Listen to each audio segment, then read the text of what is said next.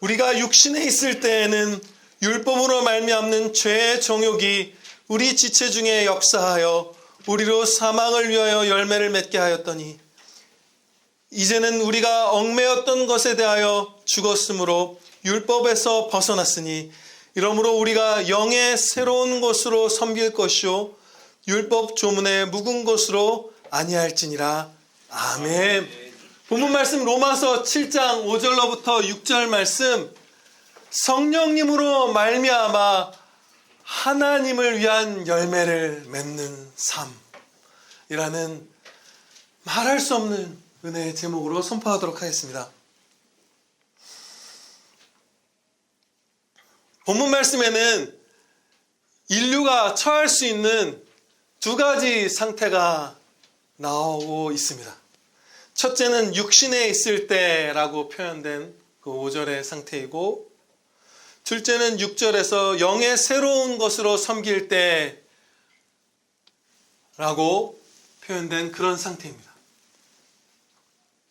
이 두 부분은 결코 대등한 상태가 아닙니다. 왜냐하면 우리는 육신에 있는 상태에서 벗어나서 크신 은혜 가운데 성령님께서 내주하시는 영 안에 있는 그런 상태에 처하게 되었기 때문이요.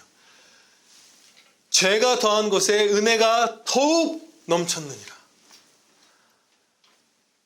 대등한 상태가 아니에요. 은혜가 훨씬 더 크고 말할 수 없이 무한한 은혜가 우리에게 넘쳐서 이제 우리는 더 이상 이 육신에 있을 때 이런 지경에 있지 않고 성령님께서 함께 하시는 영 안에 있는 자들이 되었어요. 굉장한 은혜인 것을 우리가 계속 배우게 될 거예요. 본문 말씀은 그러므로 승리의 말씀입니다. 예수 그리스도께서 십자가에 달려 죽으심으로 사망 권세를 다 이기고 이제 우리를 은혜 아래, 예수님 안에, 성령님 안에 있는 하나님을 위해 열매 맺는 자들이 되게 해주신 그 역사를 오늘 우리에게 들려주시는 거예요. 정말 기쁜 승리의 말씀을 듣고 힘을 얻어서 우리가 세상 가운데로 돌아갈 거예요. 먼저 5절 말씀부터 살펴보도록 하겠습니다. 우리가 육신에 있을 때 어땠던가? 우리가 예수님을 믿기 전에 어땠던가? 그리고 지금 예수님을 믿지 않는 우리의 모든 이웃들이 어떤 상태인가? 성경에서는 육신이라고 하는 단어가 많이 나옵니다. 우리말 성경에서 뭐 육신, 육체 이런 것들이 많이 나오죠. 여러 가지 의미를 갖고 있는데요. 단순히 사람의 몸을 뜻하기도 하고 몸과 영혼을 합친 우리의 전 인격을 나타내는 그런 단어로 쓰이기도 하고 이외에도 여러 가지 의미가 있습니다. 육신이라는 말이 성경에 우리가 보게 될 때. 그런데 이 5절에서 사용된 육신에 있을 때라는 말씀에서 육신이란 그런 의미는 아니고 또 다른 의미입니다. 답을 먼저 말씀드리면 중생한 성도가 아닌 타락한 인류의 상태를 의미하는 것이에요. 중생한 성도가 아니라 타락한 모든 인류가 처해 있는 그 상태, 그리스도인이 아닌 사람들이 처해 있는 그 상태, 우리가 그리스도인 되기 전에 있던 상태, 그것을 구체적으로 표현하자면 죄의 정욕을 쫓아 하나님과 원수된 삶을 살며 사망을 위하여 열매를 맺는 상태입니다. 우리가 여러 열매를 맺어왔죠. 예수님을 믿기 전에 무슨 내가 사랑하는 가수를 위해서도 열매 맺고 나 자신을 위해서도 열매 맺고 내가 속한 회사를 위해서도 열매 맺고 무슨 정치인을 위해서도 열매 맺고 내가 신봉하는 어떤 사상을 위해서 무슨 나의 조국을 위해서 여러 가지 열매를 맺었죠. 하나님은 배제한 채. 그런데 그 모든 하나님을 지우고 하나님을 멸시하며 맺는 그 모든 열매들 세부적으로 나누자면 지금 말씀드린 것 같이 다양하게 나눌 수 있지만 그 모든 것은 다 사망으로 귀결되는 거예요. 사망을 위한 열매예요. 하나님을 지운 우리의 모든 수고들, 모든 열정들, 모든 땀과 눈물들은 사망을 위한 열매인 것이죠. 그 상태에 있었던 것이에요. 그렇게 악하게 살았던 상태가 바로 육신에 있을 때, 우리가 육신에 있을 때 모든 성도가 이 상태에 있었던 것이에요. 이 상태는 실로 가공할 만큼 죄악되다고 할 수 있죠. 정말 열심히 하나님을 대적하는 열매만을 맺어온 거예요.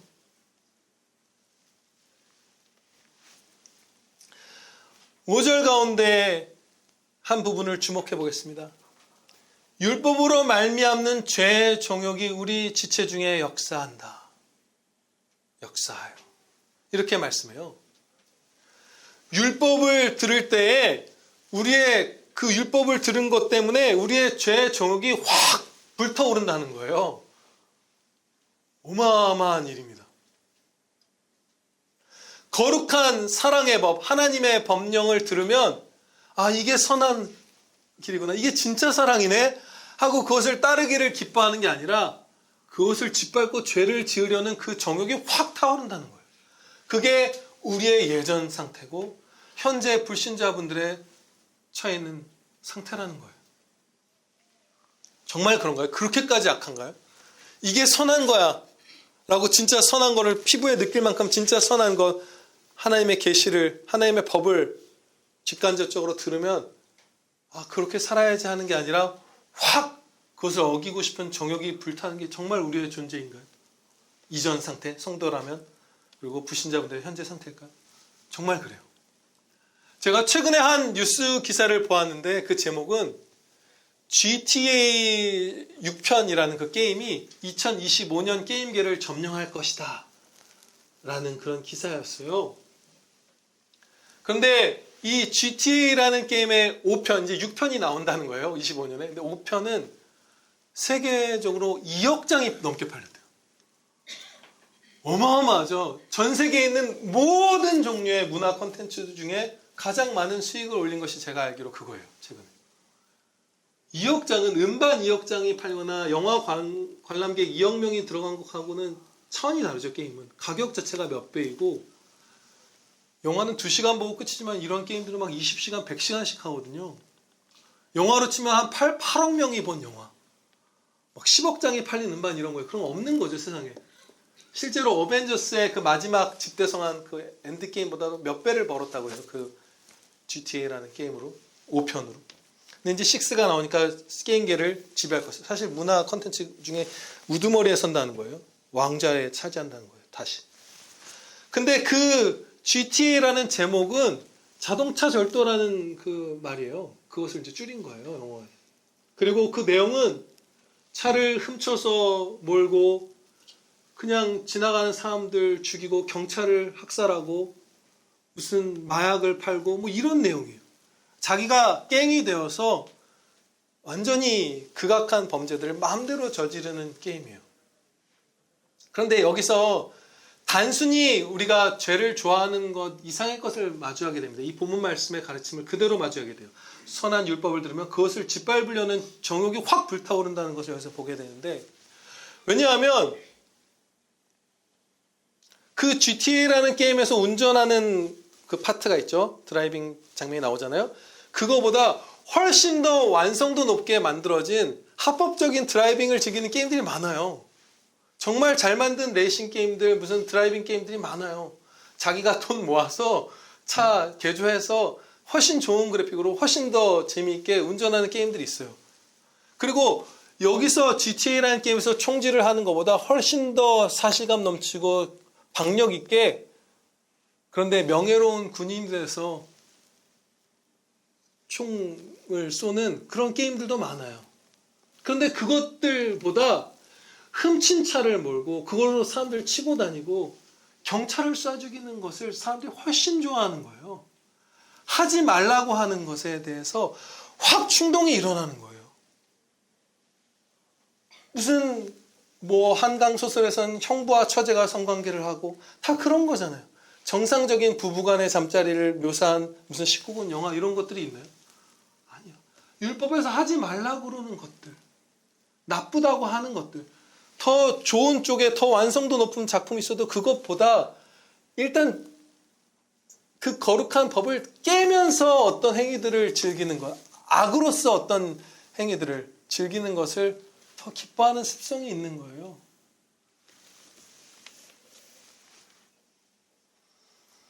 타락한 이 인류의 상태를 정말 얼마나 가공할 만큼 악한지 로마서 8장에서 이렇게 가르쳐 주십니다.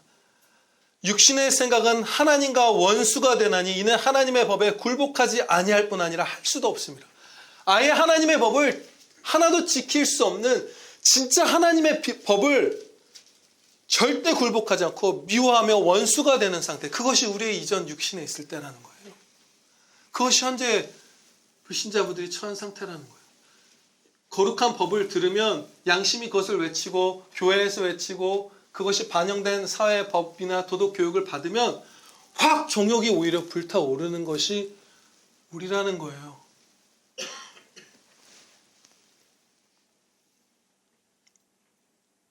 그래서 우리를 조금 도와주시거나 조금 개선시켜 주시는 정도로는 우리는 구원받지 못합니다. 아예 부패했기 때문에, 아예 영적으로 사망 상태이기 때문에. 그래서 거듭나야 살리라. 아예 새로운 피조물로 다시 새 생명으로 태어나게 해주셔서 예수님을 믿게 해주셔야만 구원받을 수 있는 거예요. 조금 개선해서는 살아날 수 있는 존재가 아니에요. 이렇게 적극적으로 하나님을 미워하는 자이기 때문에.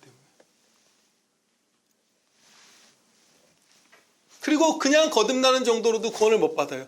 성령님께서 계속해서 우리 안에 내주하시며 끊임없이 돌보시고 예수 그리스도께서 끊임없이 우리를 위해서 중보하실 때 우리가 멸망치 않고 그 끝은 마지막은 영생이라는 은혜에 도달하게 되는 거예요. 구원받을 수 있는 거예요. 천국에 가는 거예요. 그때. 타락한 인류가 우리의 예전이 이 정도로 가공할 만큼 심각한 죄성, 전적 부패,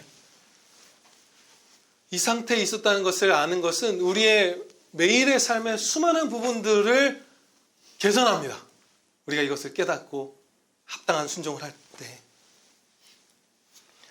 사람을 제법 선하고 괜찮은 존재로 여기는 세계관들이 다양하게 이 땅 가운데 펼쳐져 있죠. 성악설과 성선설이 논쟁거리가 된다는 것부터 얼마나 마귀가 많이 활동하는 거예요. 그냥 보면 모르나요? 5살짜리 누나가 3살짜리 여동생 시계에서 베개로 눌러 죽이잖아요. 그런 일들이 일어나잖아요. 사람이 날 때 선하게 태어난다. 그건 거짓말이죠. 근데 그게 논쟁이 된다는 것부터가 사람을 제법 괜찮고 도덕적이고 선한 존재로 보는 거짓이 우리 안에 만연해 있다는 것이죠.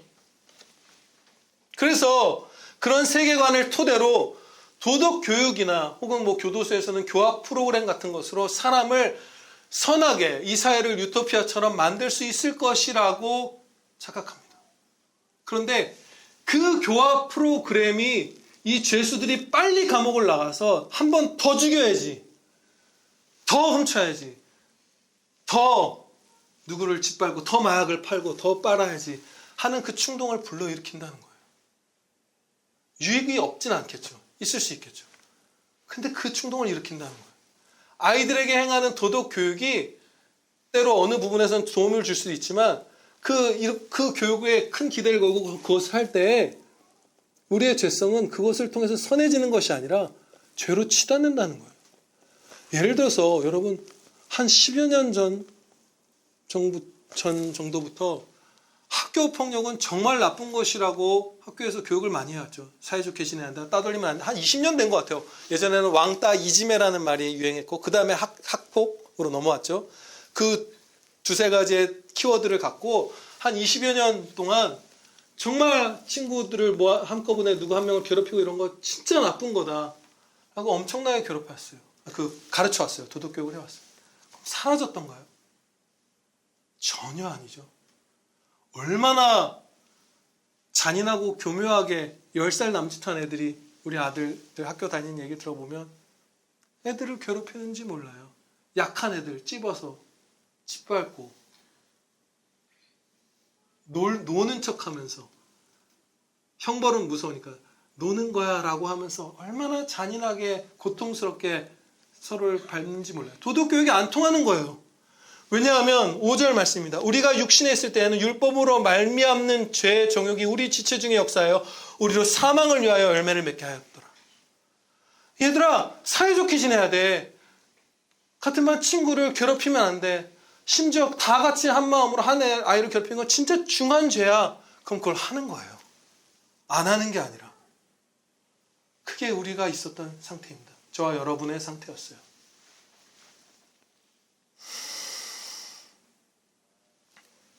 거룩하고 선하고 사랑이 무엇인지 가르쳐주면 오히려 그것을 짓밟고 싶어 하기 때문에 이것은 내가 하나님이 되고자 하는 습성이죠.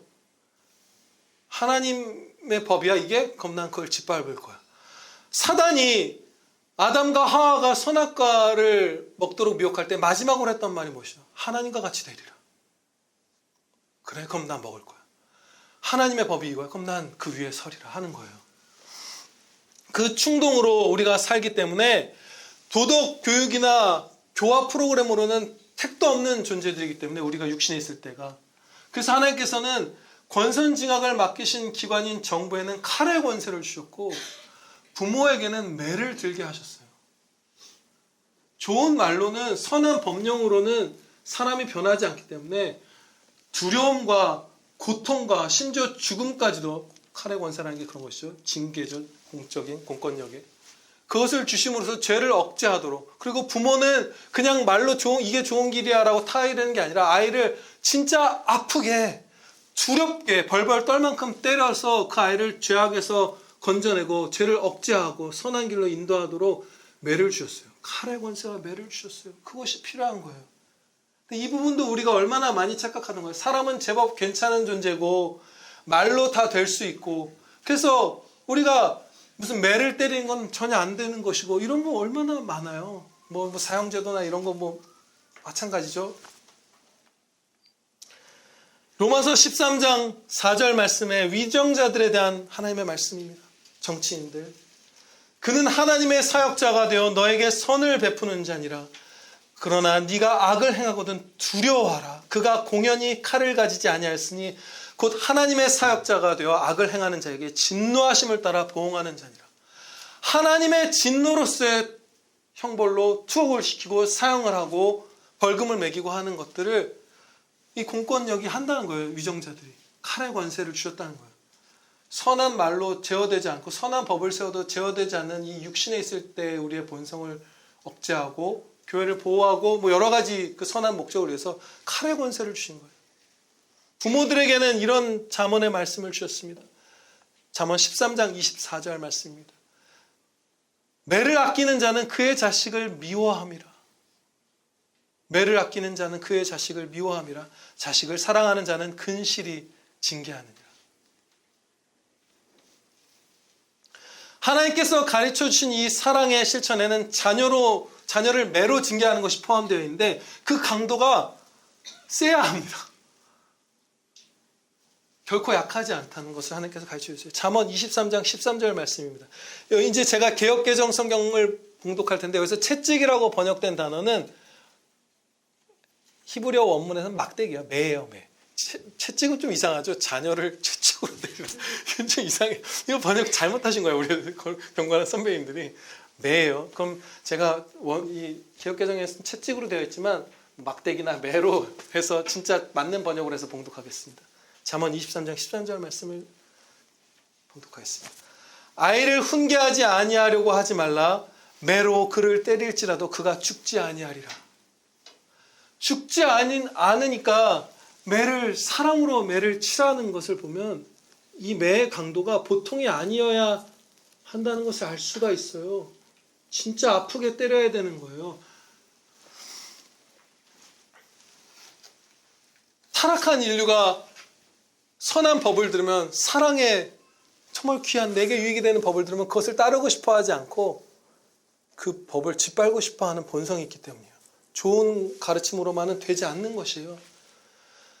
물론 자녀를 강포하게 때리거나 사랑 없이 때리는 것은 분명히 크나큰 죄악입니다. 사랑으로 때려야죠. 사랑으로 때려야죠. 이 진리는 우리 모두가 깊이 동의하는 바예요. 그렇죠? 그렇죠? 아무도 여기에 뭐 의구심을 품고 엇나가 있는 사람은 없을 거예요.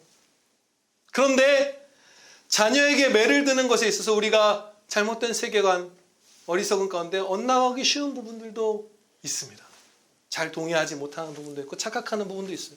첫째로 자녀를 때리지 않아야만 한다고 생각하는 거예요. 때리는 것을 거의 무조건 나쁘게 여기는 것이죠. 그러나 하나님께서는 앞서 봉독한 잠언 13장 24절에서 이렇게 말씀하셨어요. 매를 아끼는 자는 그의 자식을 미워함이라. 자식을 사랑하는 자는 성실하게 징계한다. 저와 여러분 모두가 이 말씀을 외면하거나 왜곡하지 않고 그대로 청종하기를 소원합니다. 여러분들이 자녀를 때리는 부모가 되기를 소원해요. 요즘 세상에 이렇게 말하면 그 조카의 훈육을 맡고 있는데 심하게라는 게 사랑으로 무섭게 때린 적이 있어요. 걔가 아마 아동학대에 신고하면 전 잡혀갈 거예요. 아빠가 아니잖아요. 근데 제가 아내랑 그 아이 양육을 해야 되는 상태이기 때문에 그래서 하는 거예요. 사랑하면 해야 되기 때문에. 목사가 아동학대로 신고받을 수도 있어요. 걔가 좀만 엇나가면 서칭인데 하는 거예요. 해야 되는 거예요. 왜냐하면 안 하면 미워하는 것이기 때문에. 안 하면 조금 유익을 놓치는 게 아니에요. 미워하는 거예요. 자녀를 안 때리는 부모는 자녀를 미워하는 거예요. 항상 미워한다는 뜻은 물론 아니죠. 그러나 때려야 할 때 안 때렸다면 그 순간 자녀를 사랑하지 않고 미워한 것이라는 거예요. 자녀한테 큰 해를 끼친다는 거예요. 맞아야 할 자녀를 때리지 않는 것은.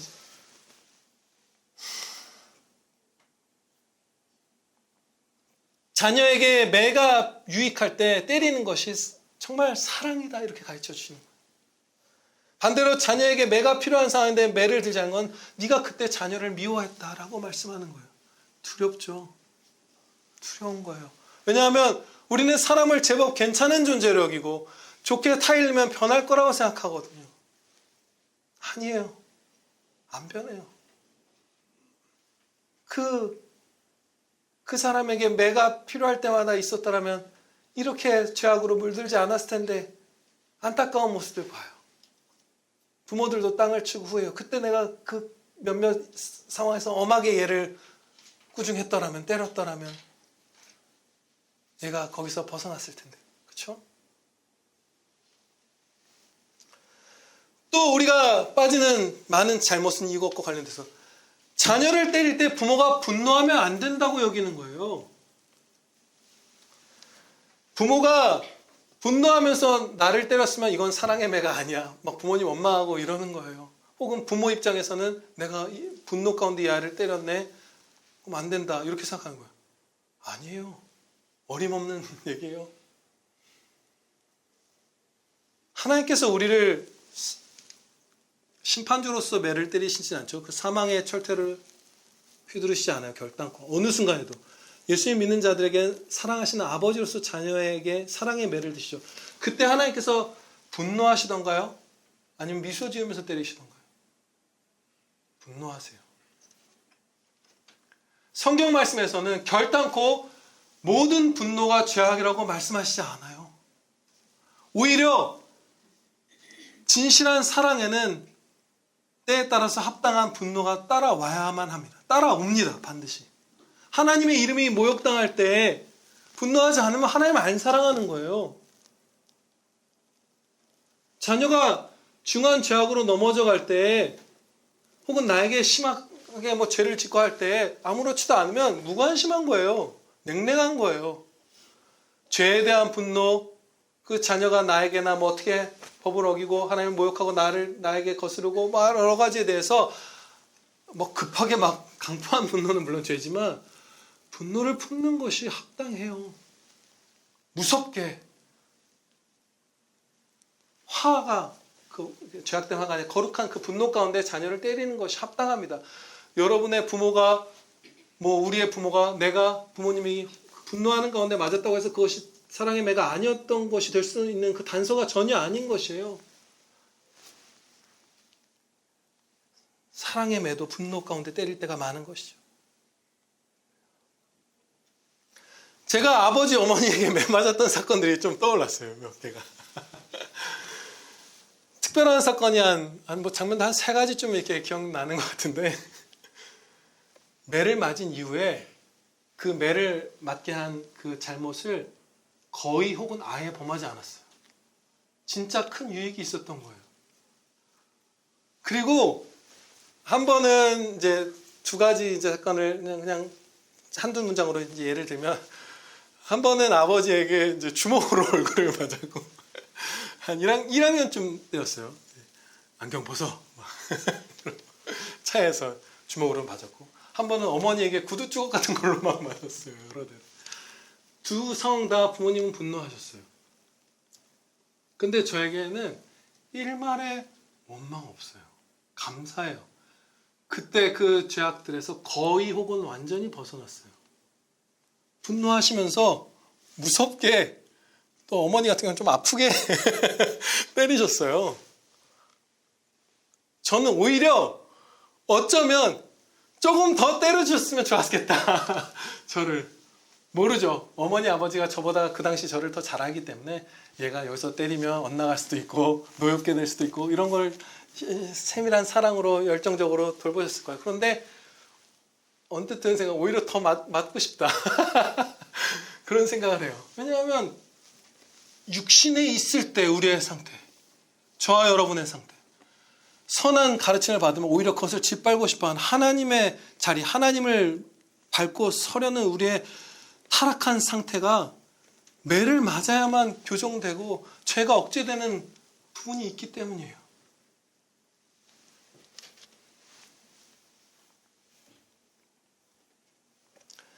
진심으로 우리가 사랑으로 아이를 때려야 돼요. 매를 아끼는 것은 자녀를 미워하는 것이라. 자녀를 사랑하는 자가 성실하게 징계한다. 이 문맥에서 보면 성실하게 때린다는 거예요. 때리고 나면 얼마나 위로해야 돼요. 그렇죠? 밤에 찾아가서 괜찮니? 싸매어지고. 정말 유익한 거예요. 한 가지 또 생각나는 게 있어요. 제가 대학 입시를 치를 때, 충신대 입시를 치를 때 저를 그 목사님이 지도해 주셨어요. 근데 저는 대중음악 작곡을 하고 싶어 했던 사람인데 하나님께서 인도하셔서 교회음악 성악을 레슨 받도록 하셨어요. 말도 안 되죠. 저는 그 레슨 받던 시기를 제하고 태어나서 단 한 번도 성악을 들은 적이 없어요. 학교 가서도. 근데 그 목사님이 이러셨어요. 내가 성악을 가르쳐서 이제 교회 음악과를 가면 너는 전과에서 목사가 될 것이다. 아셨어요. 그렇게 될 걸. 그러나 왜인지 모르지만 이것을 주님이 원하시는 것 같고 주님이 널 사랑하시기 때문에 나는 이것을 가르친다. 기쁨으로. 그래서 월요일부터 토요일까지 저희를 매일 레슨을 해주셨고, 제가 헬스장에 가서 운동을 하고 노래를 부를 준비가 된 상태로 레슨장에 나타나지 않으면 직접 차를 몰고 저를 운동을 데려다 주신 다음에 오후 시간을 빼서 저를 레슨해 주셨어요. 말할 수 없는 사랑이죠. 그분이 하셨던 것 중에 매가 있어요. 그분은 저를 직접 때리진 않으셨고, 제가 목을 쉬어서 왔거나, 월드컵 때였어요. 노래 부르서 대한민국 하다 목이 쉬어서 오거나, 약속을 안 지키거나 그러면 때려라, 너를 스스로. 그래서 제 다리는 그 충신대학교 들어가기 전에 여기는 완전히 보라색이었어요. 허벅지나 이런 데가. 근데 그러면서 저의 다양한 악습들이 교정받고 하나님께서 계획하신 그 복된 학교에 들어갈 수 있었던 것이에요. 정신개조가 일어난 것이죠. 정말 진짜 왜곡 없이, 외면 없이 이 말씀을 청종해서 이제 부모가 되신 분들 얼마나 귀여워요. 이준이, 이한이, 소율이, 하성이, 하영이 사랑으로 때리시기를 축원합니다.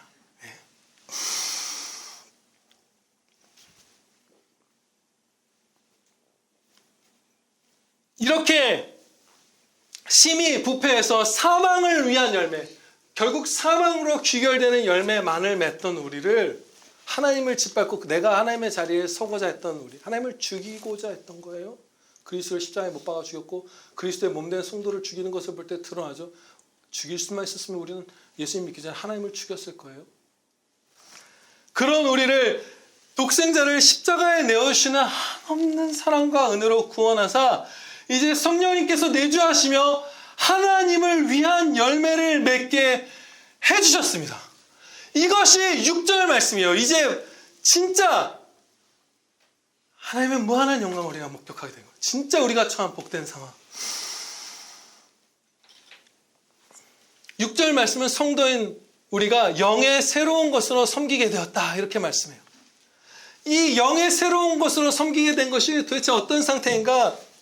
로마서 8장에서 자세한 가르침을 주십니다. 8장 9절 말씀만 봉독할게요. 그 가운데 만일 너희 속에 하나님의 영이 거하시면 너희가 육신에 있지 아니하고 영에 있나니 누구든지 그리스도의 영이 없으면 그리스도의 사람이 아니라.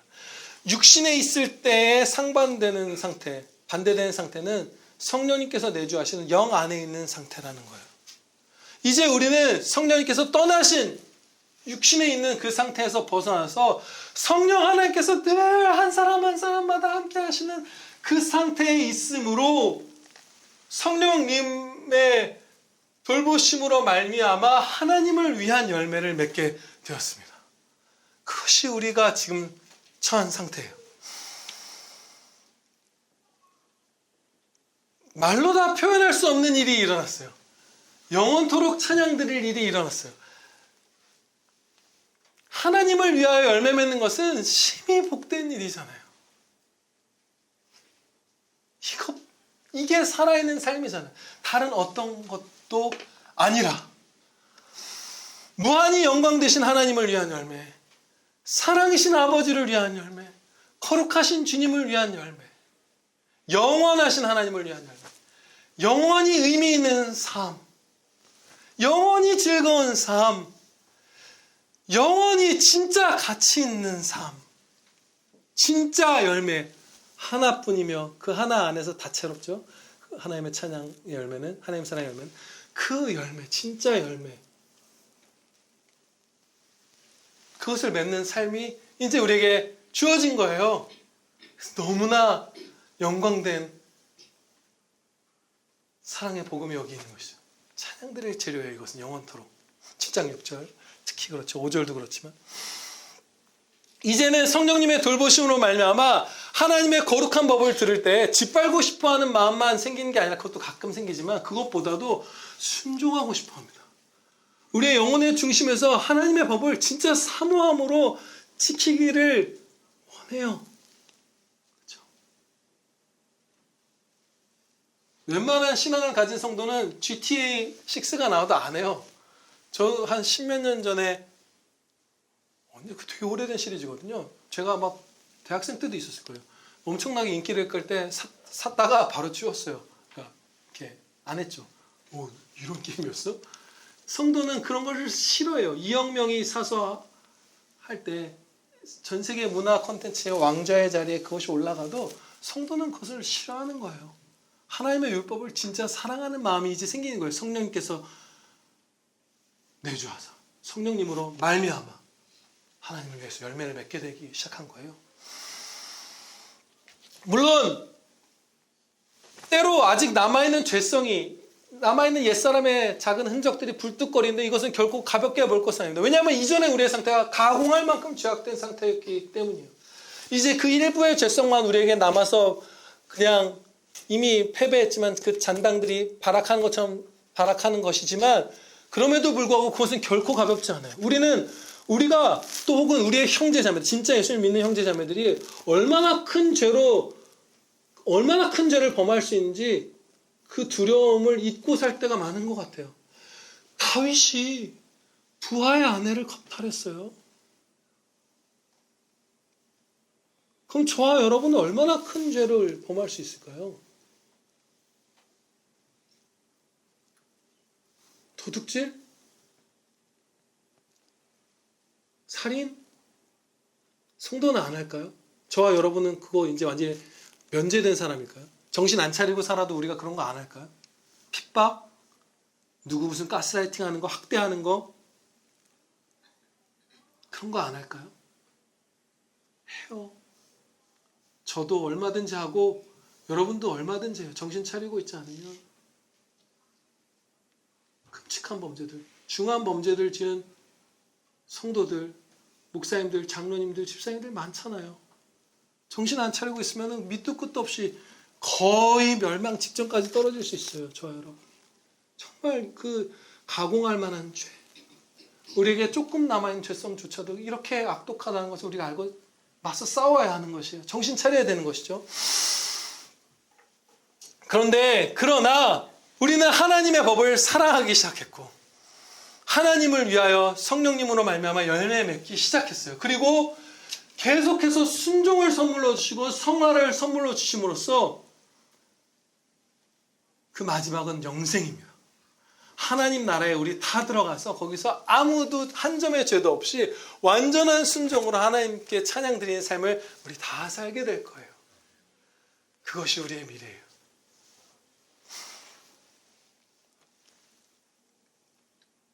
이 성령님께서 성령님으로 말미암아 하나님을 위하여 열매 맺는 삶의 중대한 부분 한 가지를 살펴보겠습니다. 그것은 자발성입니다. 하나님의 법령을 억지로 순종하는 척하는 것이 아니라 아버지께서 우리 안에 소원을 주사 자발적으로 열매 맺게 해주신 거예요. 우리의 자유 선택, 자유 의지를 가지고 사랑의 자발성으로 순종하는 것이에요. 모든 신앙의 한 걸음 한 걸음은 다 자발적입니다. 자발적이지 않은 건 겉으로 아무리 경건해 보이는 삶이라 할지라도 하나님께 연락되지 않는 가짜 열매예요.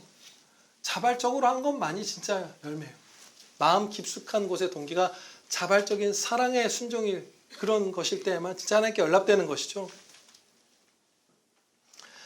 이 진리 가운데 우리는 교회 안에서의 순종이든 교회 밖에서의 순종이든 모든 것이 자발적인 진짜 순종이 되도록 애써야 합니다.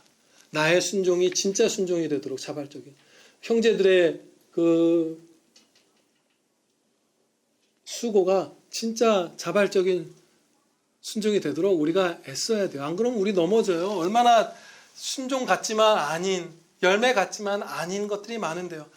마지막 날에 주여 주여 우리가 모두 귀신도 쫓고 뭐 선지자로 따고 그러니까 복음을 전했다는 거예요. 모두 하고 이것도 했는데 주님 우리를 뭐 모르십니까? 모른다.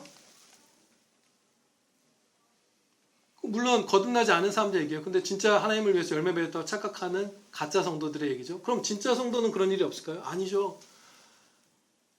바울 사도가 자신이 세운 그 목사들과 고별할 때, 장로들과 고별할 때 가짜 교사들 말고 진짜 목사인 너희들 가운데에서도 사람들이 너희를 추종하도록 만들기 위해서 거짓 교훈을 강단에서 전할 자들이 일어날 것이라고 말씀했잖아요. 목사가 사도에게 교육받은 목사도 자기를 높이기 위해서 교회 강단에서 주일 예배에서 거짓말을 할 수 있어요. 우리가 정말 정신 차리고 있지 않으면 자발적인 순종, 하나님을 향한 사랑의 순종 얼마든지 훼손되고 사람에게 보이려고 하고 다른 동기로 하는 일들 얼마든지 일어나고 그것을 죄인지도 모르고 살아가다가 끝날 놀라게 될 일이 우리에게 있을 수 있어요. 교회 안의 일들을 예를 들자면 우리는 이런 식으로 해야 됩니다. 어떤 일도 원치 않는 얘기 억지로 맡겨서는 안 돼요. 교육자 회의 같은 데서 새벽 예배 설교 같은 거 뭐 하기 싫은데 억지로 할당하고 이런 거 하거든요. 큰일 나는 거예요. 설교하고 싶은 사람에게 맡기고 이제 이거는 일반 성도의 순종하고 좀 달라요. 교육자는 설교를 하도록 부름받은 자잖아요. 그게 그의 임무잖아요. 그러면 화요일 새벽 예배 때 설교하고 싶은 목사가 없어요. 그럼 억지로 맡겨서는 안 되죠. 그럼 일반 성도들의 문제면 그냥 그 자리를 공석으로 놔두고 그 행사를 없앨 거예요. 근데 예배에 설교잖아요. 그러면 그 화요일 날 예배 시간이 되기 직전에라도 그 목사들은 회개하고 자발적인 마음으로 설교를 해야 돼요. 그래서 자발적인 사람이 하는 거예요. 지금 너희가 원치 않느냐? 담임 목사님은 비워야 돼요. 근데 부교육자들 아무도 설교하기 싫어하는 거예요. 그럼 여러분이 하기 싫어합니까? 그럼 안 정해요. 그러나 회개하고 하나님의 말씀을 선포하고자 하는 그 자발적 사랑의 갈망이 생긴 분들이 있다면 주님의 은혜 가운데 그걸 하기를 사모하는 사람이 있다면 언제든지 연락해라. 당신에게 복음 선포를 맡기겠습니다 하는 거예요. 그렇게 해야 되는 거예요. 막 억지로 막 당번 정해서 설교하듯이 이런 거 있지만 그래서는 안 되는 거예요. 그리고 뭐 이름과 제목이 적힌 헌금 봉투를 나눠주면서 특별 헌금을 하게 하는 것들 진짜 많죠. 한국교회 거의 만연해 있어요. 여기서 자란 분들은 모를 거예요. 개인마다 집사급이 되면 개인 헌금함이 따로 있어요. 그 우편함 같은 게. 그래서 거기에 이 헌금 하세요. 집사님, 김 집사님, 이 장로님 이 헌금, 특별 헌금 하셔야 합니다. 이름을 적어서 헌금을 하라고 봉투를 내려요. 그럼 그거에 돈을 넣는 거예요. 그럼 그 액수를 다 당회가 계수를 합니다. 누가 얼마 했구나. 그래프도 붙이고 그런 일들을 하는 거예요. 그 전화도 해요. 안 했다고. 네, 그게 그냥 정통 교단에서 일어나는 일이에요. 정통 보수 기독교단의 교회 안에서 안타깝게 일어나는 일이에요. 그럼 그때 그 헌금은 그런 악한 목양에도 불구하고 오직 하나님만 바라보며 자발적 순종으로서 감사로서 헌금하는 분들도 계시죠. 그러나 얼마나 사람의 낯을 보면서 가짜 헌금을 하기 쉽던가요. 그죠? 그래서는 안 되는 거예요. 모든 게 자발적이어야 되는 거예요. 주일 헌금을 이름을 적어서 하게 해도 안 되죠. 오늘 우리 식사가 가끔씩 하는 방식이죠. 여러 집사님들 또 지영사모가 한 가지씩 비빔밥 재료를 만들어 와서 합쳐서 하나의 완성된 비빔밥을 만들어 먹기로 했어요. 근데 혹시 나물과 고기 볶음과 이런 것들을 할당을 합니다. 큰일 나요. 담당할 때 뭐 집사님 이것 좀 해오세요. 이렇게 그냥 해버렸으면 안 돼요. 제가 약간 웃기고 농담같이 들리실지 모르지만 여기서도 완전한 자발성이 있어야 돼요. 누가 우리 비빔밥 하는 거 어때요? 했으면 제가 당연히 솔선수범하는 마음이 있는 분이 하겠죠. 선한 마음으로 하는 거예요. 제가 고기 볶아 올게요. 고기가 제일 비싸잖아요. 그러면 다른 이제 호박이랑 뭐 숙주 남았습니다. 자리 누구 해오실 분 없으신가요? 그러면 제가 하겠습니다 해서 하는 거고, 만약에 숙주랑 호박이 안 나오면 그것을 사모하는 분이 고기에 이어서 숙주도 볶든지 아니면 숙주 없이 먹는 거예요. 완전한 자발성. 식사 당번도 마찬가지입니다. 우리가 한 3개월에 한 번씩 가정마다 우리가 저기다 빈 칸을 놓고 몇 번째 주일은 누가 교회 형제들 위해서 식사를 대접할지 이름을 적죠. 근데 빈 칸이 있을 때가 있어요. 그러면 최 집사 저 빈 칸인데 이름 하나 적어야 되지 않겠어요? 이런 거 아예 하지 마세요. 안 먹어도 돼요. 자발적으로 식사를 준비하는 성도, 하나님 사랑, 이웃 사랑이죠. 형제 사랑이죠. 찬양의 열매예요. 그것을 맺고자 하는 사람이 우리 가운데 없으면 그 시간에 우리 회개하고 기도하면 돼요. 아니 그것도 없다니 1년에 한 3-4번만 하면 되는 건데 한 사람당 집사님들마다. 그냥 완전 자발성으로 가세요. 제가 놓치는 부분이 있을 거예요. 우리 교회 안에서. 교회가 커지면 더 하겠죠. 여러분들이 각각 부서에서 큰 역할을 맡아주셔야 될 거예요.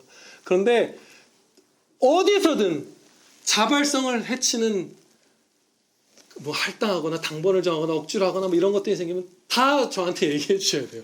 그리고 다 막으세요. 완전한 자발적 사랑의 순종. 진짜 열매만 우리 맺읍시다. 네. 마지막으로 우리에게 큰 힘을 주시는 진리 한 가지를 살펴보도록 하겠습니다. 그리고 마칠게요. 우리가 이제 이 6절 말씀에 영의 새로운 것으로 우리가 영의 새로운 것을 섬길 것이오라고 할 때 이 영이라는 헬라어는 많은 아주 성경을 제대로 번역한 성경들에서 성령님으로 번역을 해요. 그리고 이 8장에서 마치 이 7장 6절을 풀어서 설명한 것 같은 부분들이 많이 나오는데, 그야말로 이 영의 새로운 것으로 섬긴다는 것은 우리가 성도된 자들이 성령님께서 내주하심으로, 성령님으로 말미암아, 내주하시는 성령님으로 말미암아 하나님을 위한 열매를 맺는다는 거예요. 오늘 설교 제목 그대로예요. 성령님의 역사하심이죠. 그렇게 해서 우리가 열매를 맺는데, 우리가 성령님의 다스리심에 순종하면 우리의 순종은 이꼴 열매입니다. 모든 순종은 그 자체로, 그 즉시로 하나님께 연락되는 열매예요. 우리에게 복된 열매, 영광된 열매, 가치 있는 삶, 살아있는 삶, 의미 있는 열매예요. 의미 있는 삶이에요. 이것은 굉장히 중요한 진리이죠. 우리는 순종함으로써 열매 교환권을 얻는 게 아니에요. 그렇게 우리가 생각하는 쪽으로 빠지는 경우도 있어요. 참성도라 할지라도. 이렇게 헌신해서 이렇게 식사 준비를 하고 무슨 이렇게 설교를 하고 이렇게 전도를 하고 해서 뭔가 내게 복된 어떤 열매를 나중에 받을, 뭐 현세에서든 내세에서든 받을 교환권을 얻는 것처럼 생각할 수도 있어요. 아니에요. 아니에요. 밥도 못 먹고 식인종한테 쫓겨서 나무 위에서 며칠 밤을 지샌 선교사님들도 계시죠. 그 순종, 그 자체가 그 선교사님에게 즐거운 열매예요. 그게 복된 열매예요. 굉장히 중요합니다. 그래서 자발성과도 연결되는 거죠. 그래서 자발적인 순종만 하도록 우리가 교회가 운영돼야 되는 거예요. 목양되어야 하는 거예요. 전진해야 되는 거예요. 왜냐하면 이거 자체가 복된 열매인데 이건 억지로 하는 것 같고 이러면 큰일 나기 때문에, 왜냐하면 행복을 놓치는 거예요. 그럼 이 모든 순종이 성령님으로 말미암는 은혜를 막 도우심을 등을 막 밀어주신 가운데 우리가 거스르지 않고 그것을 이렇게 수긍하고 하면 진짜 쉽게 전진하잖아요. 한 걸음을 내디뎌서 사랑을 하는 거예요. 하나님을 사랑하고 이웃을 사랑하는 거예요. 그러면 그 자체로 열매라는 것은 어떤 의미냐면 우리 매일 사랑할 기회가 있죠. 매일 순종할 기회가 있잖아요. 그러면 매일 하나님의 선물이 우리 눈앞에 쫙 있는 거예요. 우리가 아침에 눈을 떠서부터 꿈에서는 순종 못할까요? 죄악된 꿈, 꿈에서 막 누구 막 때리고 막 이런 꿈 옛날에 저 많이 꿨어요. 저 옛날에 학교 다닐 때 저 괴롭혔던 친구들 막 때리는 거. 근데 어느 날 기도하다 보니까 사라지더라고요. 사랑하게 돼요, 꿈 안에서도. 그럼 순종이에요. 열매 맺은 거예요. 아버지, 제가 막 이성으로 뭐 기도하면서 정신을 부여하지 못할 꿈속에서는 폭행하고 꿈속에서는 도둑질하고 꿈속에서는 자랑하고 나를 간음하고 뭘 했는데 제발 꿈에서도 거룩하게 해주시옵소서 하고 선한 꿈을 꾸면 그 잠자면서도 열매 맺는 거예요. 매 순간 24시간이 하나님의 선물, 하나님이 연락해 주시는 열매라는 건, 기뻐하시는 열매라는 건 나도 기뻐한다는 거예요. 진짜 내 유일한 기쁨이 펼쳐진다는 거예요. 내가 기뻐할 수 있는 진짜 의미 있는 삶, 진짜 진귀한 선물이 우리 앞에 쫙 펼쳐져 있는 거예요. 4절 하반부입니다. 곧 죽은 자 가운데서 살아나신 이에게 가서 우리가 하나님을 위하여 열매를 맺게 하려 함이라. 이 하나님을 위하여 열매 맺는 삶이 우리가 영의 새로운 것으로 섬기는 것이라는 거예요. 저와 여러분이 하나님을 위해서 열매를 맺는 것은 매일매일 매순간 진짜 의미 있고 행복하게 살 수 있다는 거예요. 선물을 계속 풀어볼 수 있다는 거예요. 정말 그렇죠. 이것을 경험해 보신 분들은 다 아실 겁니다. 진짜 순전하게 다른 동기를 다 죽이시는 거예요. 뭐 이렇게 해서 이렇게 순종하면 이런 현세에 뭐 내가 원하는 재물도 주시겠지, 이런 것 지우시고, 이렇게 하면 내가 좋은 성도로 보이겠지, 이런 여기 숨어 있을 거예요. 그런 동기들 숨어 있죠. 그런 동기들도 지우시고, 아니면 막 이런 것도 있어요. 저기 식사당번 자리가 비었는데 내가 안수 집사 부인이고 나도 집사인데 이거 이름 요번에 안 채워놓으면 나 진짜 민망한데 체면으로 하고, 이런 걸 다 지우시는 거예요. 다 죽이세요. 그러면 난 지금 선한 동기 없으니까 널브러져 있으라는 얘기가 아니라 주여 하나님을 사랑하게 해주시옵소서 부르짖는 거예요. 하나님을 사랑하게 해주시옵소서. 하나님을 전심으로 사랑하게 해주시옵소서. 하나님의 법을 사모함으로, 두렵고 떨림으로, 감격하며 지키게 해주시옵소서. 그렇게 기도하는 것이죠. 그러면서 진짜 순전하게 하나님 사랑, 하나님 찬양으로서 거룩한 열매를 맺으면 그 기원이 내가 아니라 하나님인 것을 여러분은 알게 됩니다. 이 열매가 내가 맺은 게 아니구나. 그렇죠? 깜짝 놀라는 거예요. 내가 하나님의 은혜로, 성령님의 은혜에 돌보심으로 말미암아 지금 이 열매를 맺었다는 사실, 하나님과 동행하고 하나님이 내 안에서 나와 함께 역사하사, 나는 죽고 내 안에 계신 주 예수 그리스도께서 사신 바 되어 내가 이 영광된 열매를 맺었구나라고 하면서 그 자체로 심히 기뻐하고 떨면서 찬양 드리게 돼요. 진짜 순전한 사랑의 동기로 열매를 맺었을 때 저와 여러분 모두 풍성히 성령님으로 말미암아 열매 맺으시기를 주 예수 그리스도 이름으로 축원합니다. 기도드리시겠습니다. 아버지 하나님, 오직 사망으로 귀결될 비참한 열매, 하나님의 사랑의 거룩한 법은 짓밟고 싶어하던 육신에 있을 때에서 우리를 건지사 성령님께서 내주하시고 성령 안에, 영 안에 거하며 하나님을 위한 열매를 맺게 해주심을 찬양드리옵나이다. 이 복된 삶, 이 영광된 삶, 이 살아있는 영생을, 이 살아있는 생명의 삶, 참 생명의 삶을 저희 모두 풍성히 충성되게 살 수 있게 하여 주시옵소서. 주여, 저와 우리 평안교회 형제 자매들 모두가 오늘 저희에게 주신 하나님의 말씀 기쁨으로, 두렵고 떨림으로 순종케 하여 주시옵소서. 우리 구주 예수 그리스도의 이름으로 기도하옵나이다. 아멘.